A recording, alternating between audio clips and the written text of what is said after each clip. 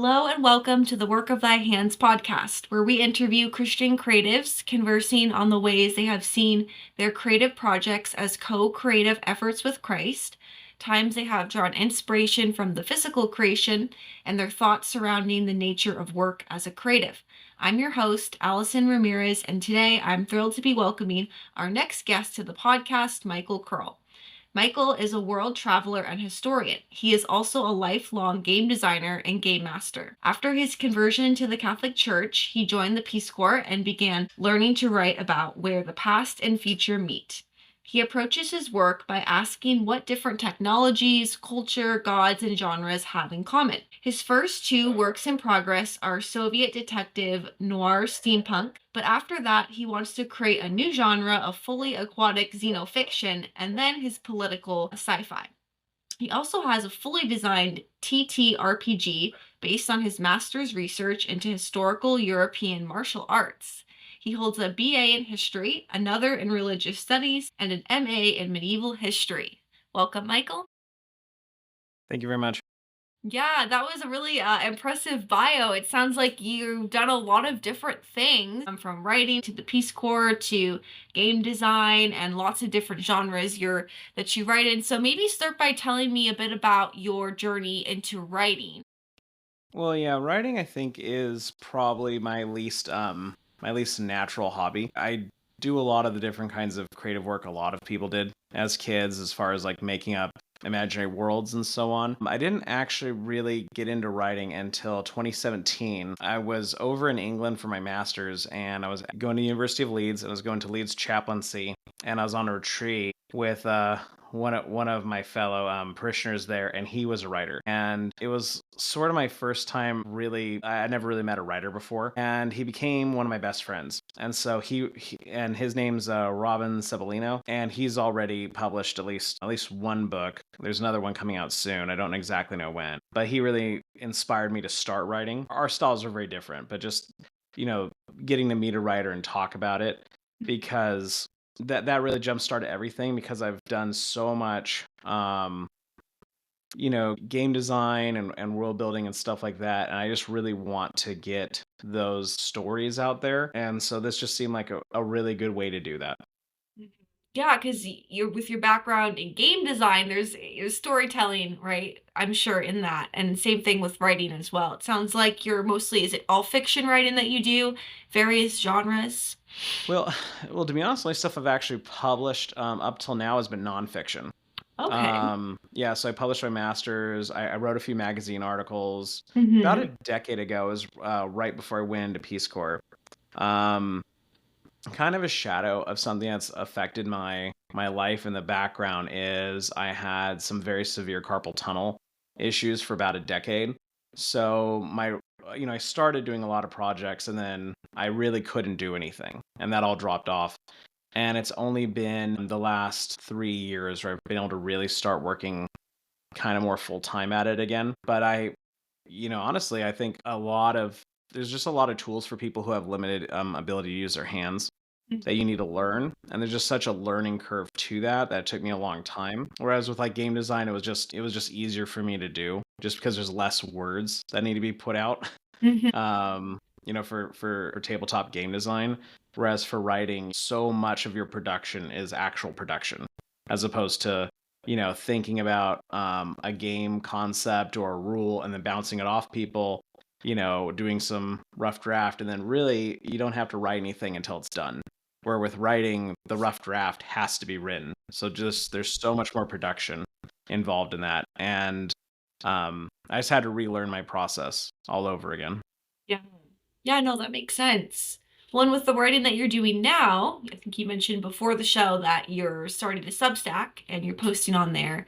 So are you mostly writing shorter pieces or are you hoping to write an actual book length work and get that published? So I have two books where the rough drafts and even the semi-finished drafts are done. The first one is right now. I'm going to add in a little more content into it, but right now it's about 60 to 70,000 words. And then the second one, which is part two, and it's going to be 4 books total. That one's also in a semi-finished state. And I think I'm going to try and go for serializing them because they're already written episodically. Because as you hinted at with my hands, I had to start with shorter pieces. And so I started writing episodes. And so I started viewing it as each book is a season of TV, just written. But so I have episode one, two, three, four, five, six, and altogether that forms up volume one. And then 7 through 12 is book two, and I'm planning on having 24 episodes in total. I know where that story is going. And as I said, or as you led into during the bio, it's a Soviet noir fantasy. So it's very much like a 1930s, but it's set in Soviet Russia. And when I was in Peace Corps, I was over in Georgia. That's the country, not the state. So, and I was actually living very close to Stalin's hometown. I was just an hour away. So that got me really interested in that aspect of history. Mhm. So I put a lot of those elements into the story, and the main character is a goblin, but he's working for the Cheka, which was the KGB before the KGB. Okay. And so basically the formula for the stories is instead of he's trying to solve murders, it's more, there's not really a struggle to solve something with secret police, right? They can hang Mhm. anybody for anything. The problem is always his job requires him to do something he doesn't want to do. So can he get away with it? Right, without basically, can he do the job without destroying something he loves? And sometimes he can, sometimes he can't. But the first two episodes are already up on my Substack for free for anyone. As I said, I've already gotten 12 written, so there's more. It's just I'm still trying to make sure that they're polished to the quality I want before I have the other ones up for everyone to look at. And so I'm in the process of doing that right now. I love reading historical pieces or pieces that have this history interwoven in because I think your bio mentioned that you have a master's in medieval history. Is that right? Yeah, because I recently finished my master's. It's in theology, but church Oh, history is the concentration. I love learning from the past and reading books. I've myself never written any historical fiction, but I enjoy reading things with a historical element. So, is your writing pretty much your day job, or do you have another job that you're doing as well? no, right now it's not my day job. So my day job is my bio seemed long and it could come off as pretentious, but it really more shows, what is it? The fox knows many things. The hedgehog Uh-huh. knows one thing. Definitely a weird foxy background. At the moment I do mental health rehabilitation with children, Okay. which is definitely the most rewarding job I've had so far. Previous to that, I was a teacher for oh geez, like 5 or 6 years, and that Peace Corps kind of led me into that. So I've taught in 3 different countries. I taught in the United States, over in Georgia, and then I also taught in Korea for several years. Um, but I was always stuck teaching English, and eventually get tired of pointing to crayons and saying green, and then getting the little kids to repeat after you, right? Mhm. So I'm a pretty good teacher, but I don't get a lot of fulfillment out of that same kind of repetitive tasks. So I realized I'd have to get out and get into something different. Yeah, I also have a bit of a teaching background too. I taught online at a homeschool. It's a Catholic homeschool academy called Colby, and I taught English too, but that was to native English speakers, and it was more your typical writing papers and essays and learning composition strategies Right. and stuff like that. So that's neat. Leading into one of my first main questions, and in your bio, you mentioned that you're actually a convert to the Catholic Church. So perhaps you want to speak a little bit to that. But the question is, how does your faith inspire your creative works? Or do you see your writing as co creative effort with Christ? Yeah, that's an interesting question. So I read over the questions. I decided not. I didn't want to write my answers down because I'd heard, writers tend to write and then their answers come out canned. I want it to be more organic. But to be honest with you, I've gone back and forth with this since you sent those to me. Um, it's hard because I think so much of I converted from atheism, and a really big part of my life was for all of my high school, I was basically stuck in the middle of nowhere. And I'm an old enough millennial that I didn't really have the technology to communicate with folks, and I had a pretty limited phone bill. So this is back in the days where you're only allowed so many minutes. And I lived and I was forced to move an hour away from everyone, but I didn't change schools. So I lived a very secluded, high school experience, which, as anyone who's ever been a teenager knows, that's the best time to isolate yourself from all your friends, right? Is high school. if you want to grow up as a weirdo, make sure that you're stuck with staring at cows for hours and hours and hours, with no one around for miles. But during that experience, I really spent a lot of time sitting and thinking Mhm. about a lot of things. And I was already doing my game design back then. And something I kept running into was there were things I could not design. Um, so for example, I was thinking always like hypothetical worlds, and I just kept running into these walls. And I realized, a lot of these come into arguments for the proof of God. Though I wouldn't discover this till years and years and years later. Um, but trying to say, what if there's a world where there are, four-sided triangles? What if why can't I just do that? I've already made a world with elves that, fly on pigeons that, can change their size whenever they want to. Why can't I do this? Yeah. And I just kept running into those like logical barriers. And, I couldn't understand why these things limited me. Like, why was there an objective limit to what I could, create fictionally? And because it was a role, I think as an author, you could probably miss this limit because, whatever you write down the page, people can at least read it, right? Yeah. Like I can write down so and so's a married bachelor and you can read that. But as a role playing game, whatever I say doesn't matter. What matters is do the players who are playing with me hear and understand, Mhm. right? Because I can say stuff, but the players go, I don't know what you mean. Yeah. Like, what am I actually seeing in the other room? And I'm Mhm. saying you see a four-sided triangle. They're not gonna get it just because I said it. I'm always aware of those. There's an underpinning, I think the Hebrew is chokmah, and it's basically like God's wisdom or plan or tapestry. Nowadays, I think we'd probably use the word code. But before computers, the metaphor a lot of people would use for like kind of the weft of the world, we're always weaving, frameworks for like tapestries, that kind of creation and threads. And I always try to maintain awareness of that no matter what I try to create, ultimately, if it's not in sync with that, it's just not going to work. Right. And I think we see this in a lot of some of the newer movies or books that are pretty postmodern where they're like, well, I'm just trying to change values or whatever. And it's like, well, different cultures can have different values, but at the end of the day, there's certain things, there's certain limits to what you Mhm. can do that are going to resonate. Right. And I think we all know that, like, Lord of the Rings resonates with a lot of people who are not, linguists who went to Oxford and Mhm. experienced Tolkien's background, right? You don't really need to share a background with Tolkien to understand his work Yeah. because he's in touch with these deeper things. Where for a lot of other authors, or creatives, it's like, I have no idea what you're trying to, like, I just watched your thing, I just read your book, I have no clue what you're trying to get across to me. And then they'll kind of go on this real personal tangent, when they're defending their work.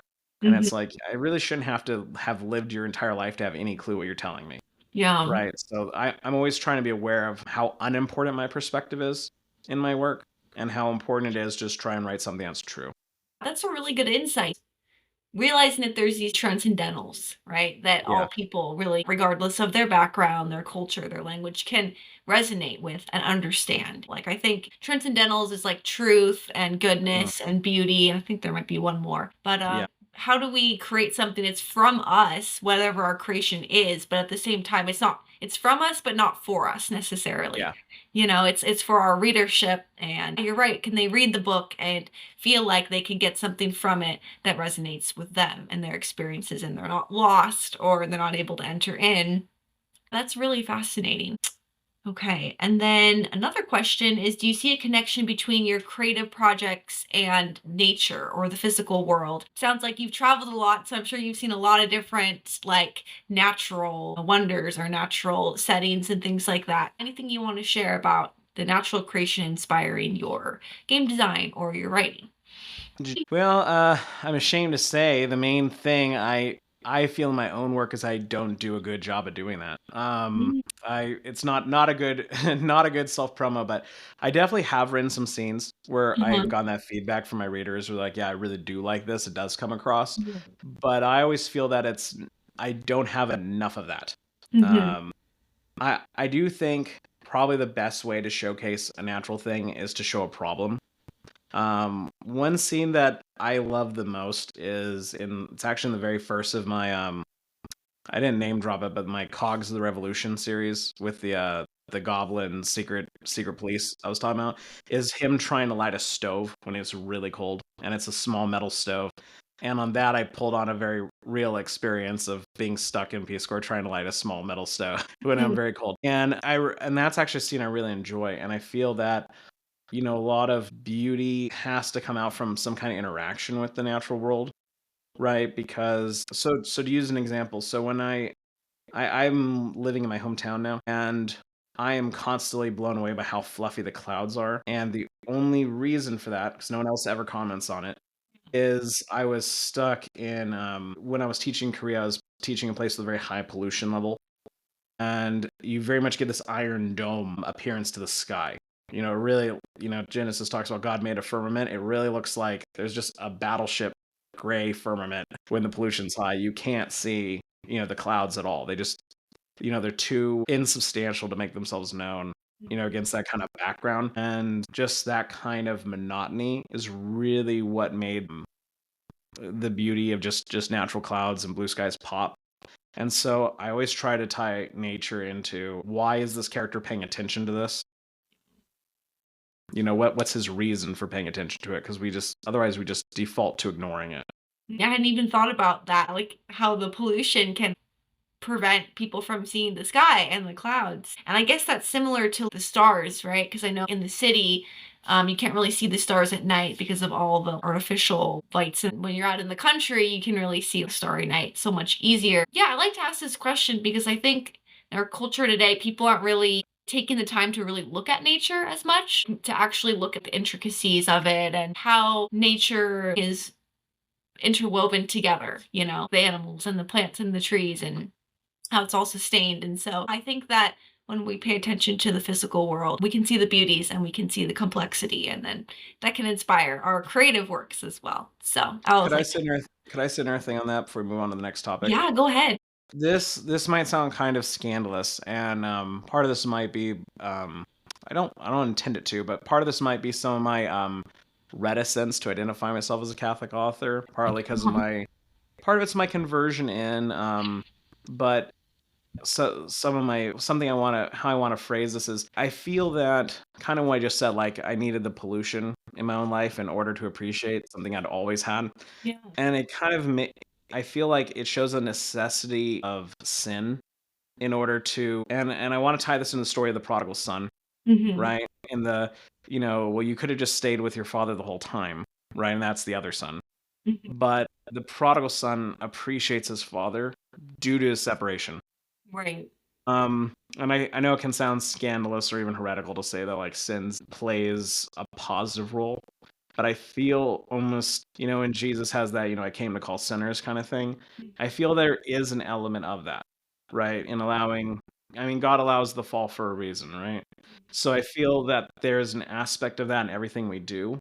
And I feel, especially as a Christian creative, the Christian works I really don't care for have this. I'm trying to think of a good way to say it, but they have this like very cozy, comfy, simple, easy morality to them, which the Bible doesn't have, right? And I feel like you need a lot more of that grieving, soul-stricken kind of quality Hmm. that as believers our lives have and stories in the Bible have in order to really, I mean, that's why people like Dostoevsky so much more, than like, I mean, different strokes for different folks, but compared to a lot of like kind of Christian rock music where Yeah. it's all just upbeat the whole time, right? Right. And so I try to have that much more conflicted attachment to things.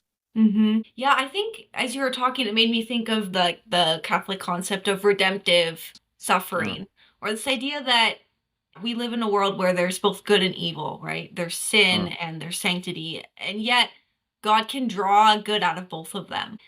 I think it's not, obviously sin is never good and we don't want to glorify it, but yet it doesn't have to just remain there. Like it can be something that transforms us. Like you said with the prodigal son, where it's obviously all those time away from the father, all of his sins and everything, like that wasn't all good, but what came out of it was this renewed relationship with his father, like when he came back, and the joy and the celebration that was there. And so I think that that's what's really, to me, powerful about Christianity, because without that, how do you view, like, okay, we good and bad, like brokenness and beauty, it all just kind of morphs together. And you're like, what's even the point of all these bad things that are happening to me or to other people? It all just seems like there's no point to it. But with redemptive suffering, suddenly now there is. There is something good that can come from your physical suffering or emotional or mental or things in natural disasters, like things of nature. So yeah, I think obviously it's still hard to encounter it, but it doesn't just make it meaningless. So thanks for sharing that. That was great. Okay. I also like to ask, you touched on this a little bit about saying how you had your teaching and now you're more doing your creative works more full time. But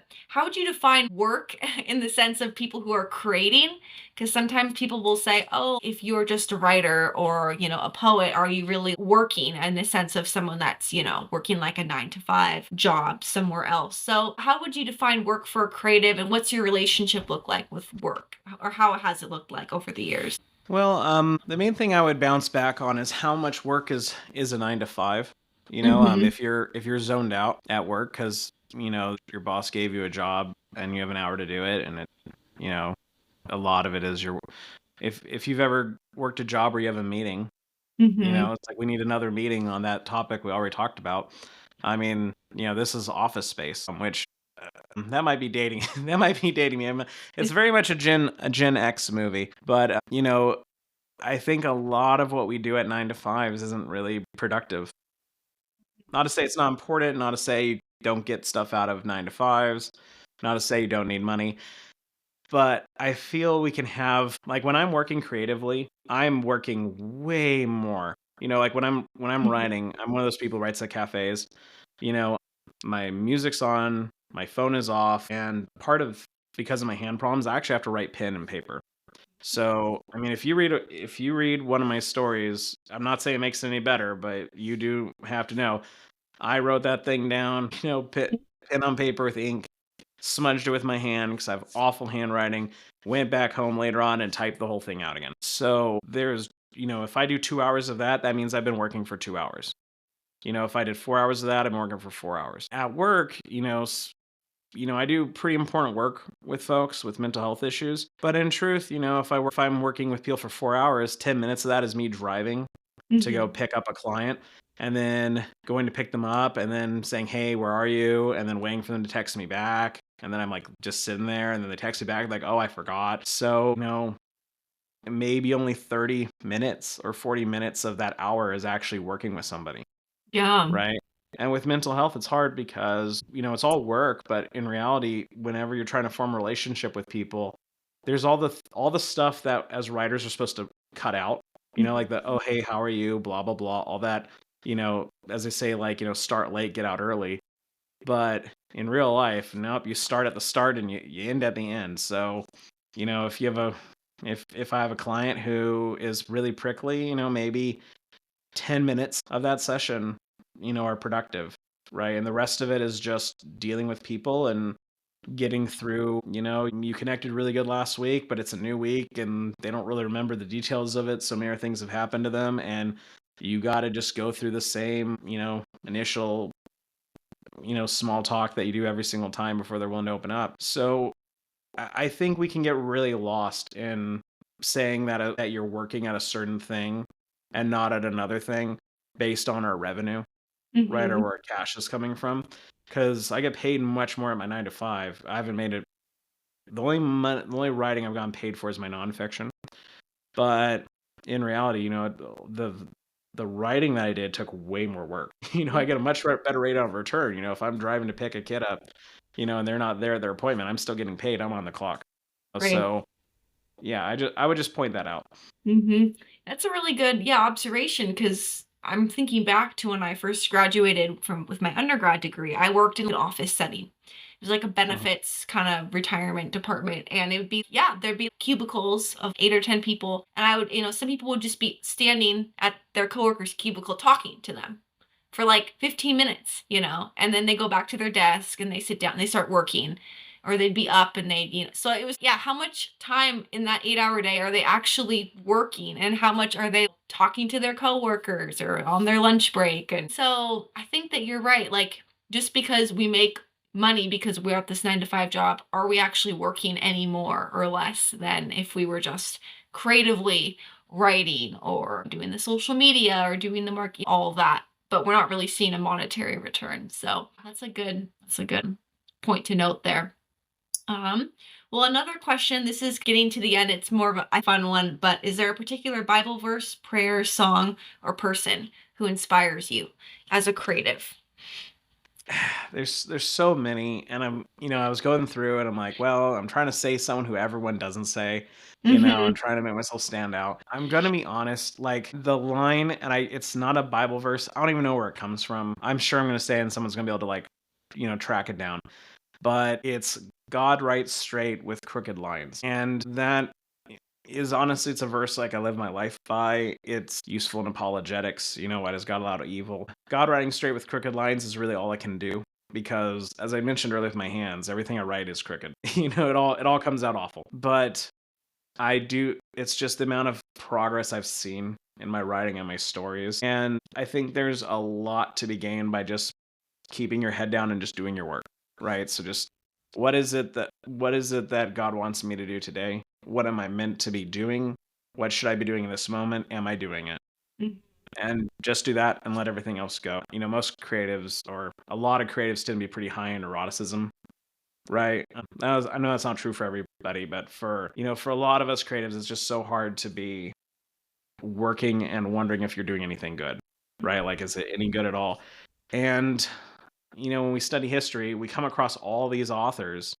Just to drop another Russian here, like a lot of different Russian authors have, they published books during the Soviet Union.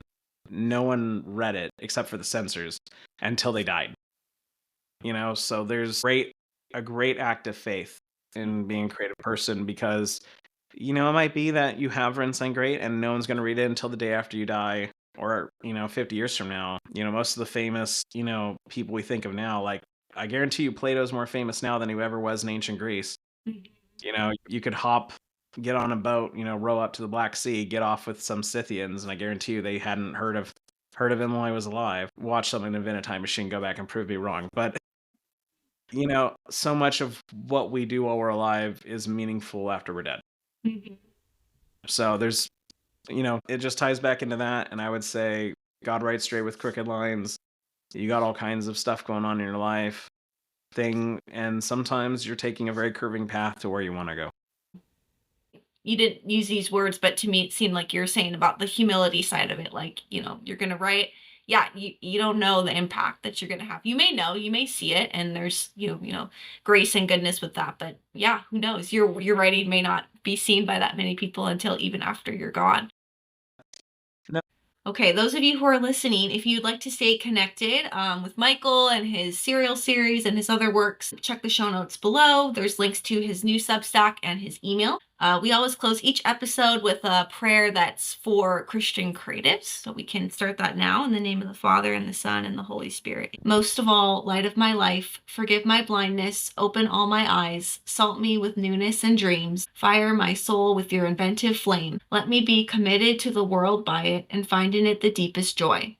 Universal creativity flow through me, faith to see things not yet seen, hope to overflow broken cisterns, and love to free me forever. Flow, O river, from the holy temple, through my mind to my hand, infuse my work with spirit to feed hungry souls. In the name of the Father, and of the Son, and of the Holy Spirit. Okay.